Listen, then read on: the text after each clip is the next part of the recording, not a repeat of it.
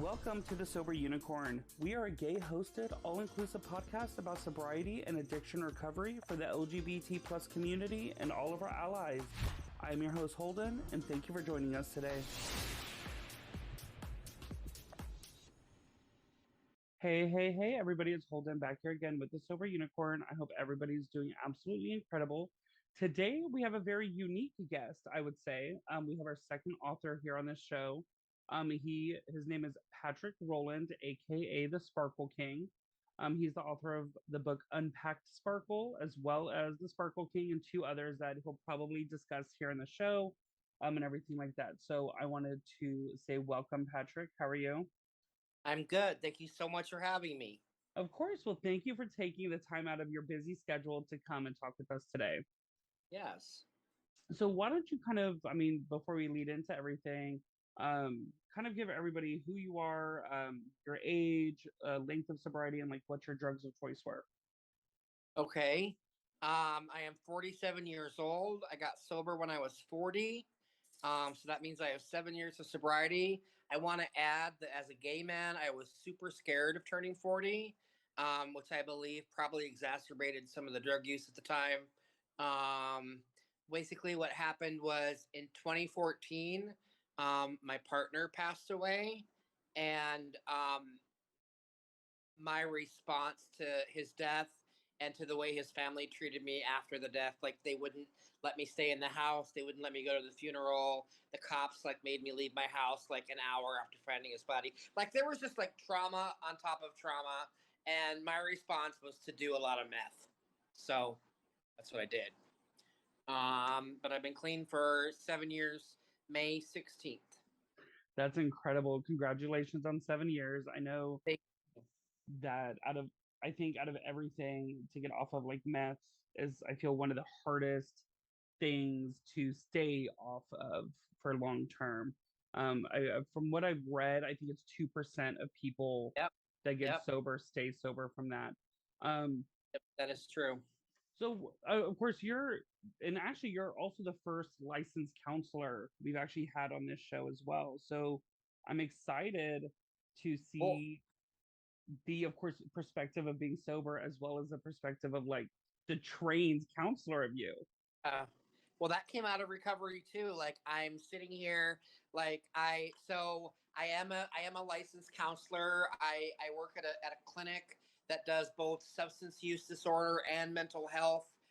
Some of the mental health stuff is like stuff you see in the movies. I mean, schizophrenia, um, DID, which is multiple personalities, autism, like everything. And sometimes it's really challenging. And I felt really challenged today. But then one of my friends called me to make plans to go to our men's stag meeting tomorrow. And he asked me how my day was. And like when I said it out of frustration. Well, I had a really hard day because I had two new mental health clients and I was stressed out. And now I'm on my way home to go do a podcast. And as soon as the words hit the air, I was like, oh my God, like I just had the best day because I worked so hard to do all of these things. And I'm literally like living my life the way that I wanted to. Like, it just sometimes like it's a little harder than other days because of the work I do. But I get to do it and I worked hard to get here. And I just had this like aha moment where I was like, oh my gosh, I'm so grateful for this hard day. Like I get to have a hard day because I did all this work to get here. Yeah, especially your line of work, still dealing with a lot of mental health issues as well as addiction. It's probably very mentally exhausting, but on the flip side, it's probably incredibly rewarding to be able to do this work on a daily basis. It is. It's hard because I know a solution and I know like my life is like I mean part of like what I teach I actually get to do my own stuff there. I'm doing a modality there called Sparkle Your Way to Joy now.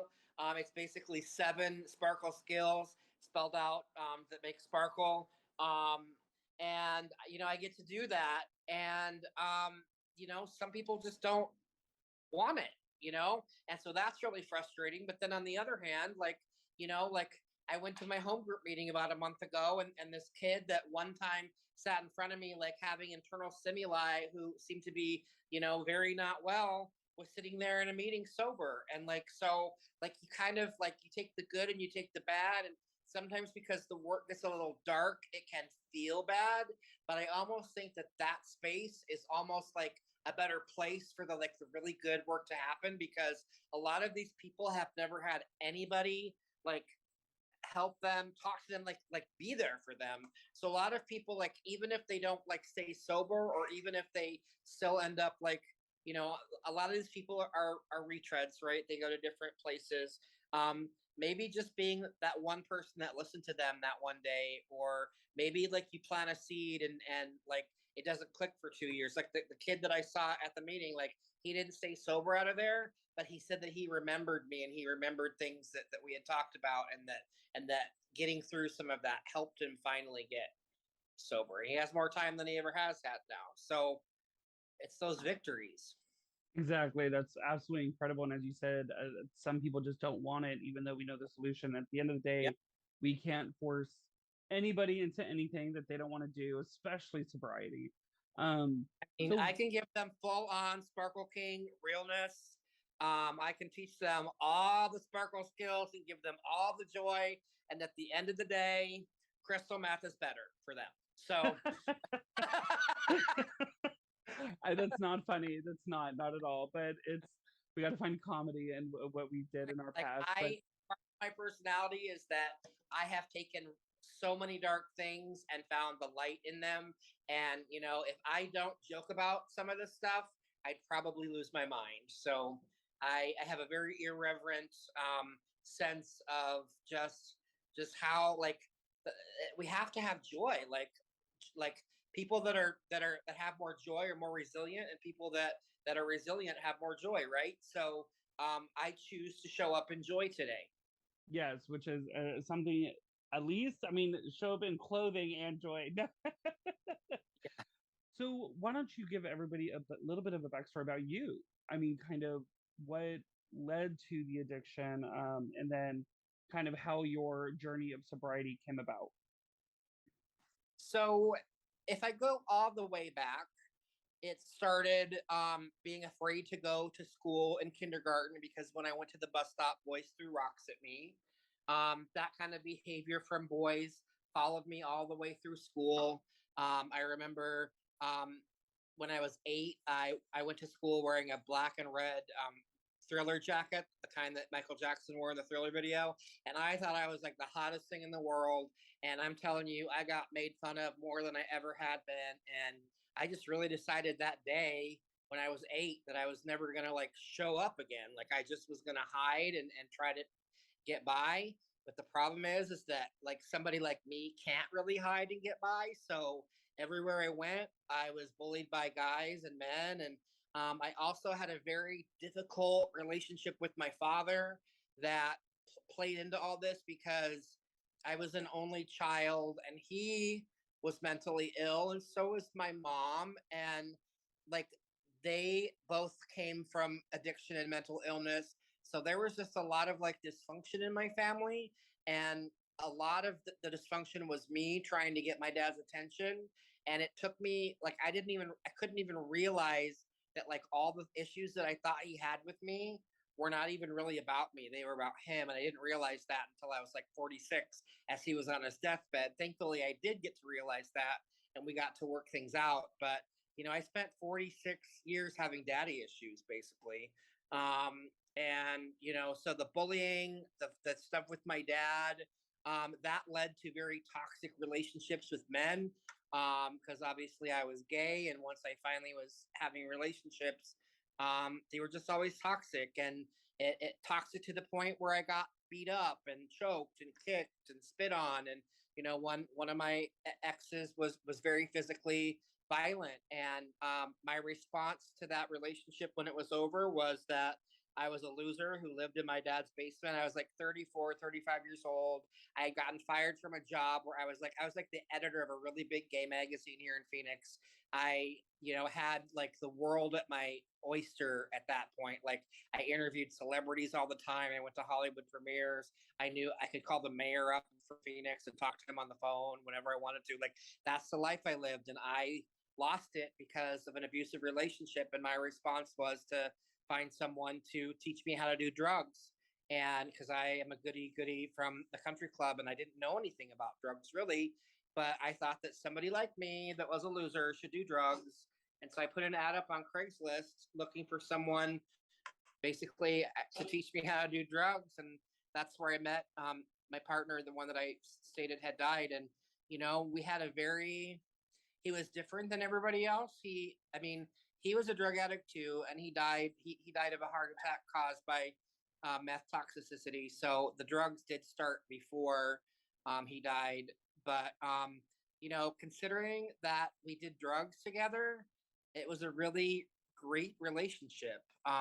He was not out. He never told anyone about me, and so you know unfortunately, when you're the one that's standing over the dead body and this family finds out about you living in his house and I'm sure like I can see their perspective now. Like they were probably like, God, this guy is the cause of all this. But like so they weren't nice to me and they were homophobic and but I really feel like, you know, every diamond needs darkness and pressure to become a diamond, right? And so all of those really painful experiences created who I am today, which is the Sparkle King, who has been able to write books and get a master's degree and get a clinical license and a trauma certification and literally like walk my dad towards his death and help him find God at the end of his life. My dad was a non-spiritual man and he saw me thriving and growing in the fellowship. And one of the last things he said to me was that he knew he had done a horrible job of telling me how proud he was, but he just couldn't get over who I had become sober. And he didn't want to die because he didn't want to miss what I was going to do next. And that was the last conversation we ever had. That was about a week before he died. I was on a retreat. I was actually chairing a retreat for my fellowship, and his hospice nurse called me and she said, Patrick, you're never going to believe the conversation I just had with your dad.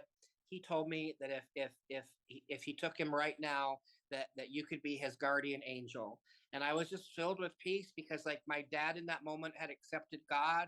He had accepted that he was going to die, and he was able to do it loving me from afar, which he probably does better than he ever did up close. So, that, I mean, forget the books, forget the degree, forget all that stuff. Like that journey with my dad, like that was transformative. Like I'm a totally different person. I don't have toxic relationships anymore. I don't do codependent behaviors. I love myself now. And I just, that journey is what brought me that. So when your father passed, of course, sorry for your loss on that, but were you still in active addiction when he passed? No, I was sober. He died last year. So I had a little less than 6 years when he died. Okay. And so how did that transform your recovery journey, or did it? It well, I'll tell you how it transformed my recovery journey. So, we get sober and we work the steps and we make our amends. And, my amends in the beginning were, hey, Dad, I'm sorry that I showed up at your 75th birthday party high. I won't do that again. But, over time, as my character defects manifested, because really, like, we work those steps to stay sober in the beginning, but then, like, there's this thing called emotional sobriety. And I still had all these character defects, specifically these very major daddy issues that were spilling out into all these other relationships with men that were just toxic and codependent and bad. And I had about 3 or 4 years sober, and I had this best friend, and I mean, we're just friends, but the relationship just like exploded and fell apart, and it was all under the weight of my codependence and my people pleasing. And I was a constantly saying yes and when I meant no, and I just had no boundaries. And as I was going through that, my sponsor suggested that I needed to tell my dad that I didn't like him. And I said, why would I tell my dad I don't like him? He's like, you need to tell him that because you need to make amends for that and you need to make that right. And I'm like, I don't think so. And he's like, oh, you're going to go now. And then he hung up the phone. And so I came here to my dad's house. And I said, Dad, I don't know, I don't remember how I said it, but I basically said, I don't really like you very much. And you know what he said? He said, I know, and I don't really like you either. And then it was like really uncomfortable and tense and awful and awkward. And then after that, like this conversation started, and my dad started to get sick and he needed me to come home. So I did. And even though it was still tense, like we still didn't get along very well, like basically like God made sure that we worked things out. And, he ended up being in a home the last 9 months of his life. And that was really where the healing work began. My dad had this way of like opening his mouth and upsetting me. And I would just get so upset and cry and scream and how dare he do this to me. And I just started praying, and I'd go to see him, and when he would scream and yell at me, I'd just stand there very stoically and show him peace. And then the next week I'd go and he'd scream and yell at me, and I'd show him grace. And then the next week I'd go, he'd scream and yell, and I'd show him love and patience and kindness. And over time, he stopped yelling at me and he just started talking to me. And I couldn't have done any of those things without that journey that I just described of emotional sobriety. Like I think a lot of people probably do steps when they first get sober and they stay sober off substances, but I had to do a lot of work when I had 3 or 4 years of sobriety to grow and be emotionally sober. And that's kind of what has created like my the sparkle your way to joy modality that I work on in my at work and in my writing, because these skills are the very skills that I use in that journey with my dad and with and to grow into emotional sobriety. So, talking about that sparkle modality, the Sparkle King, where did that come from? I mean, where did you, especially getting sober, and of course, you had a lot of darkness during addiction. So, how did you find your sparkle and become the Sparkle King in sobriety? So when I had about a year and a half of sobriety, I released my first book called Unpack Sparkle. It's primarily about that journey through grief and recovery after my partner died and me getting sober. My final use was in Las Vegas after a Mariah Carey concert. I tried to jump out of a 26-story window in a Vegas casino. And they take that pretty seriously there in Vegas, by the way. So I got put in a loony bin. I like to say that I got Britney Speared when I went to go see Britney Spears. But anyway, I spent about a week in a mental institution, and that was the best thing that could have happened to me at that time, because that's where I realized I needed to get sober. And I started doing the work, and I went to therapy, and I had this amazing therapist that said, Patrick, I can help you with your grief, but I think that you're a drug addict, and I'm only willing to work with you if you go to one 12-step meeting a week. And I really didn't want to go to the 12-step meeting, but I wanted to get over the grief, and I had just a little bit of willingness. And so, like, that began my sober journey. And then that one meeting became two. And then I got a sponsor, and he wanted me to go to a men's group.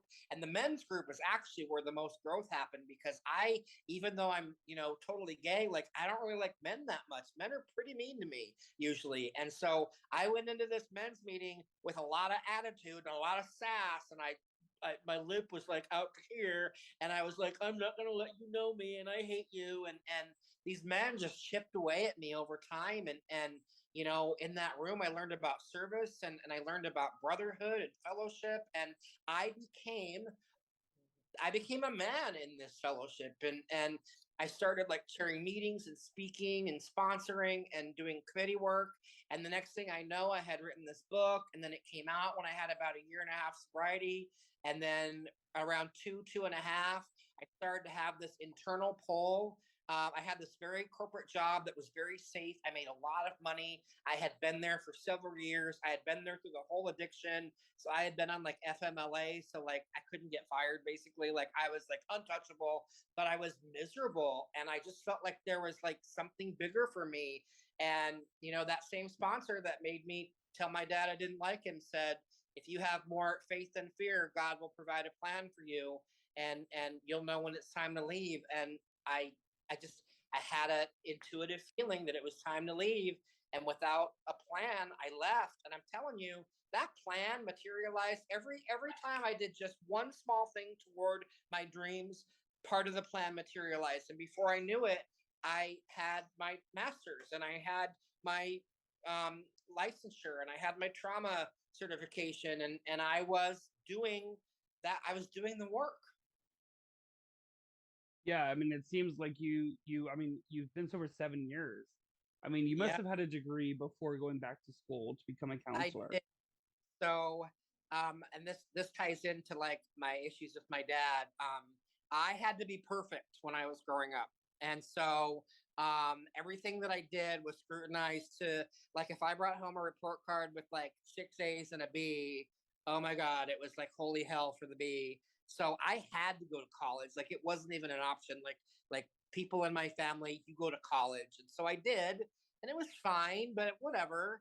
My family is from Iowa, and even though I live in Phoenix and grew up in Phoenix, I did go back to Iowa for college. I did actually have a good. I came out there, and it was okay, and actually people were really supportive there.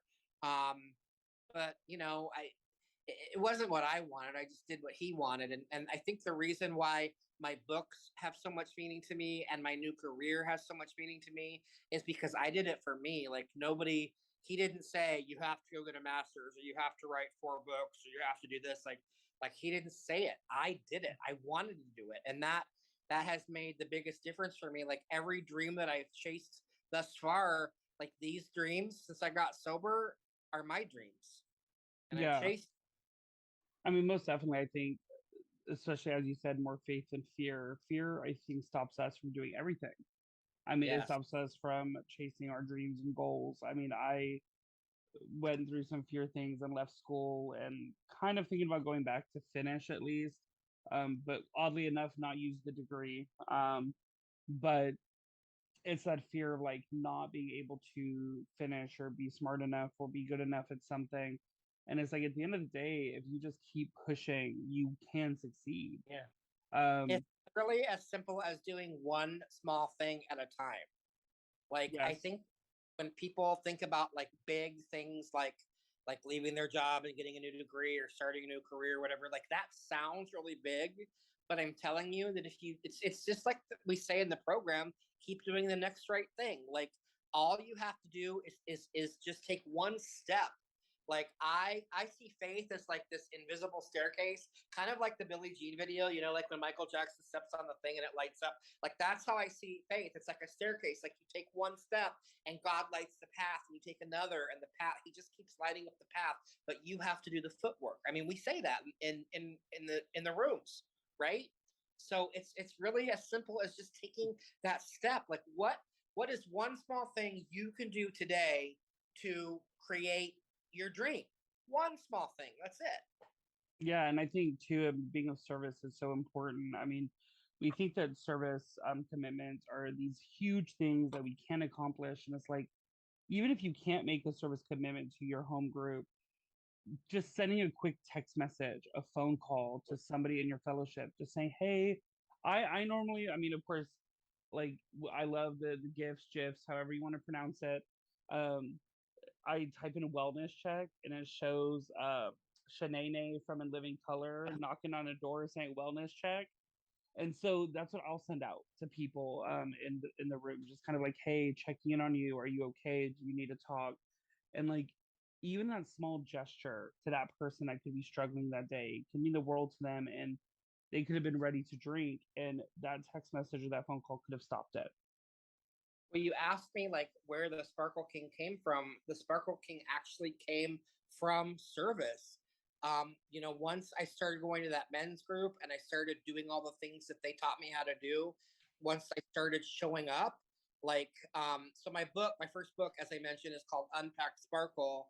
And the New Year's Eve, the year that came out, a couple of the tweakers decided to make this like chariot. It was a lazy boy on a roller, but they made it a crown, and I had like women and men like dancing around me. I had men like eat like in those like remember Madonna's Super Bowl when she had the men like pulling Yes. the rope. I had men pulling the ropes. And then I had all these women, my sparklettes, they were dancing around me with like strings and things. Like it was very festive and very like grandiose. And it's actually like when I look back on it, it's a little bit cringy because it was a little bit too much. Because everybody's like, "What the fuck is this kid doing?" But oh, sorry if I cuss. But like that's like part of my whole vibe is it's about how you show up, and I showed up as this over the top Sparkle King kind of guy. And that's who I became. And you know what? I want to be the Sparkle King. I am the Sparkle King. Like I have earned it. Like it took me a long time to feel like I deserved it, but like if that's what I mean, that's what people called me. So I'm just living up to what other people see. And the beauty of that is actually seeing it for yourself because that makes it even more true, right? Exactly. And I mean, nobody else, of course, will see you, but as we're talking, he's wearing a shirt that has sparkle letters on it as well. It says, as seen on Oprah. Have you been on Oprah? Well, ish. So Oprah is I'll say that she's a low key fan at this point. She has responded to me quite a few times on her website, and then she does a broadcast every month where she does her like live your best life skills.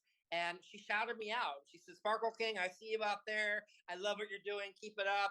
And that was in June. And so, you know what? I'm just putting it out into the universe that if she's gonna shout me out on her show and respond to me as many times as she had, I believe that that's probably where I'm going next. And as I've learned, like what you put out of the universe and what you step toward becomes reality. I just got to put that foot down on that staircase and let God light up the path, right?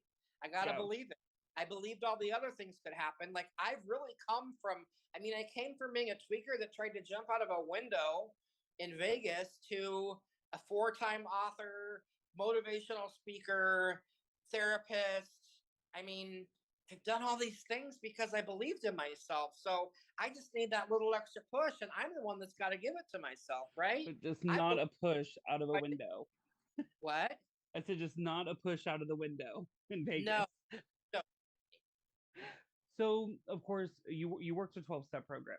Okay. So, were you, when you first stepped into the rooms, in case anybody here is newly sober, did you find full acceptance? Did you find pushback being gay?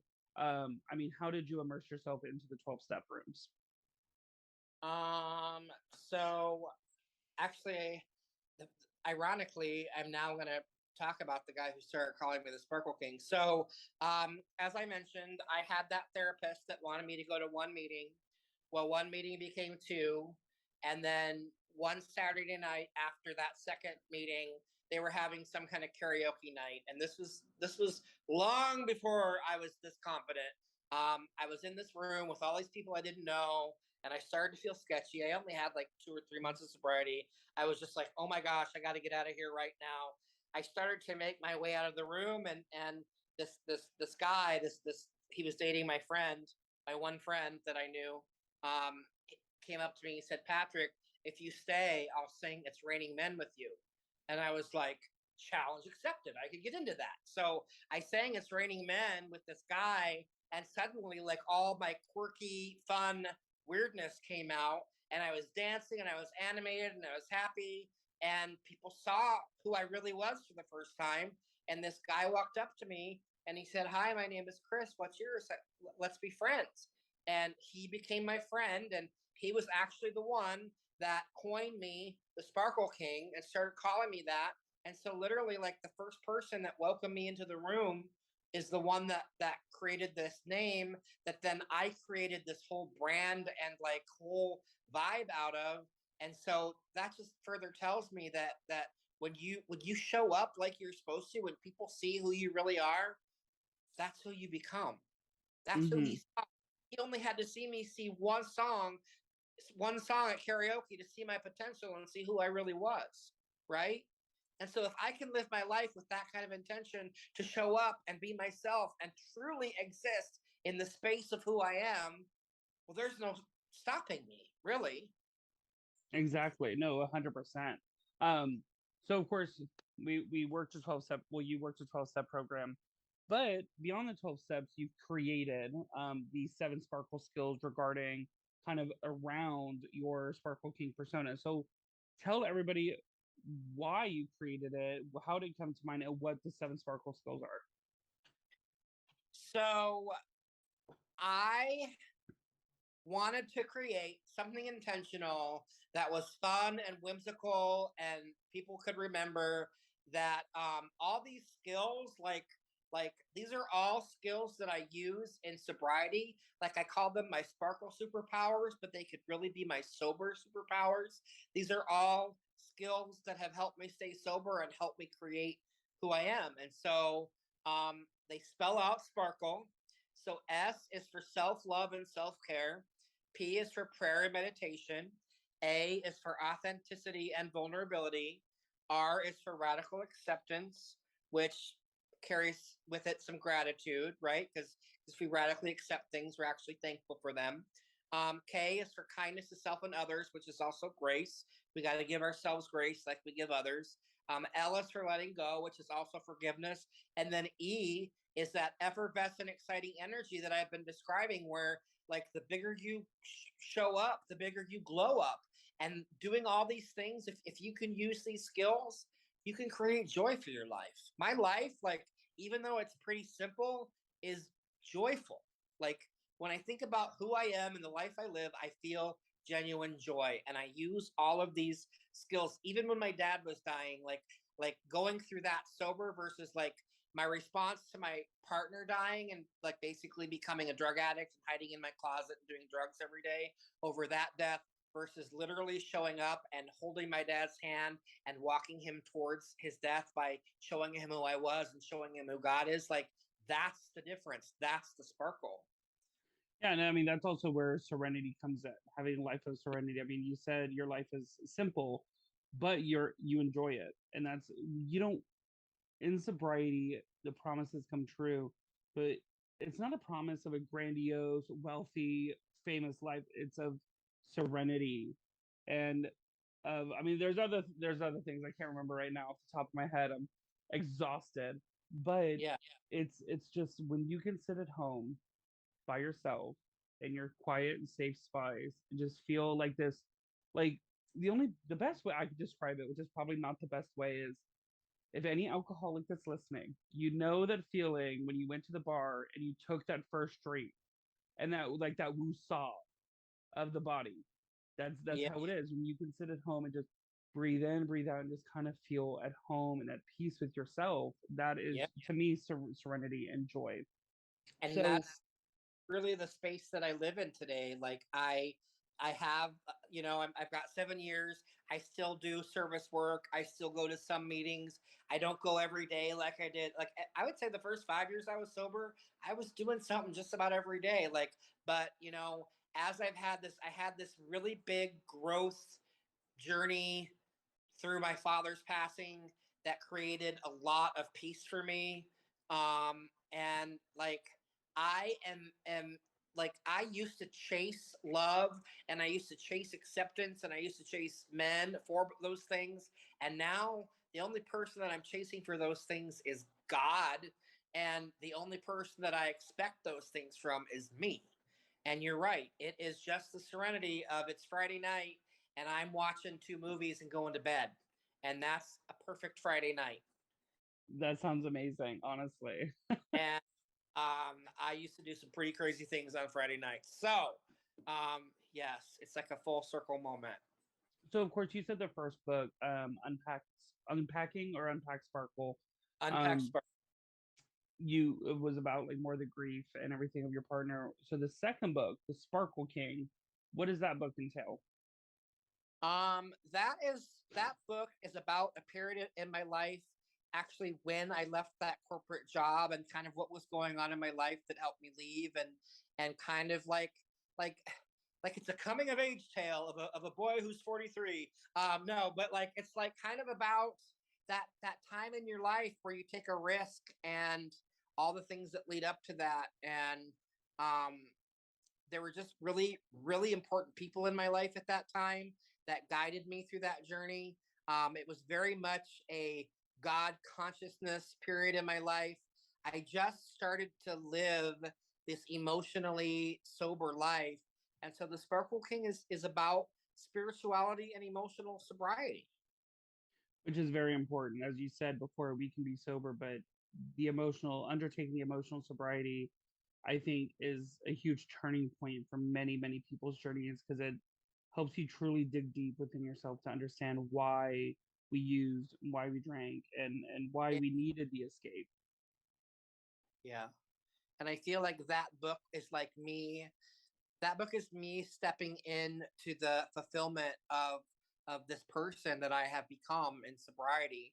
And if I write another book, that's going to be. I mean, I don't even know what I could do now because like I sometimes I feel like what I write is what comes true, and I feel like I'm fully embodying that person now. Like I still probably had some reservations about it, like people don't really see that, or that's not really true or whatever. But like today at 7 years and chilling out on my couch on a Friday night and doing the work that I do, like I feel like I am the full embodiment of who God intended me to be. And I'm doing that like as me. I'm not saying yes when I mean no, and I'm not chasing people that don't really care about me, and I'm not living outside of my boundaries, and I'm not like I'm just I'm content. I don't have FOMO. I don't like chase things that I don't need. Like I just feel very comfortable in my own skin, and it makes me like sparkle even more. I think because I think that people see that. Like I don't even like fight with people on the internet anymore. Like I don't know what happened to me, but like I used to like just come on, bring it on. Like I just like if people come at me, I just like delete my comment, or um um just leave the conversation. I will do anything to protect my joy. Anything. Yes, well, you said, talks about FOMO. I'm a big old FOMO homo. Like, I still, because of course, as we said, Friday nights for me was a crazy night. And so Friday night for me is like when I'm like, oh shit, I need to either be working or I need to hit a meeting. I need to stay busy. Yeah. Because I still miss the parties. I mean, but of Yeah. course, I The first I could. couple years I was sober, I had to make plans on Fridays. Like I couldn't I had to be doing something. And now I don't have to be doing anything. And that's pretty great. Yeah, normally it's doing something or someone. So before we bring the episode into a close, is there anything that you haven't shared with everybody that you would like to? You know, my hope in sharing my story and being as transparent as I am is that other people will find that sparkle from within them to create the life that they want. Like those skills I talked about, I'm going to repeat them: self-love and self-care, prayer and meditation, authenticity and vulnerability, radical acceptance, kindness to self and others, letting go, and effervescent, exciting energy, which is joy. If you um, put these things into practice in your life, you are going to see immediate results. You are going to start to feel joyful just in your own skin, just on your own terms, and you're going to heal parts of yourself that you never thought you would. Like I never thought that I would be okay. Like I'm 47 and like I used to just chase relationships like crazy, and I'm not chasing anything but more joy. More joy. I just want more joy, more God.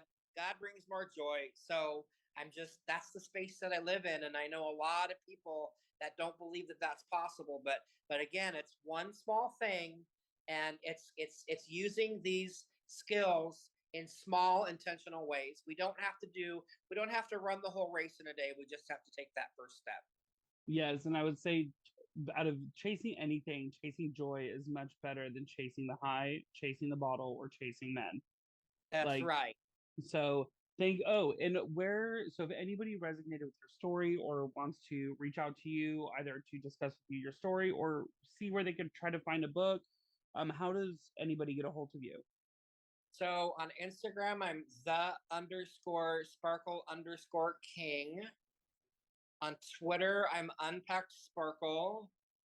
On Facebook, I'm Patrick A. Rowland. Um, those are the main ones I use. Awesome. And I will also link those down in the bio. As well as if y'all are interested in purchasing any of his books, I will also link those down in the description of the episode. So Yeah. thank you so much, Patrick, for joining. Thank you. Thank you. Have a wonderful evening, okay? You too. All right, bye. Bye. Thank you again for listening to today's episode.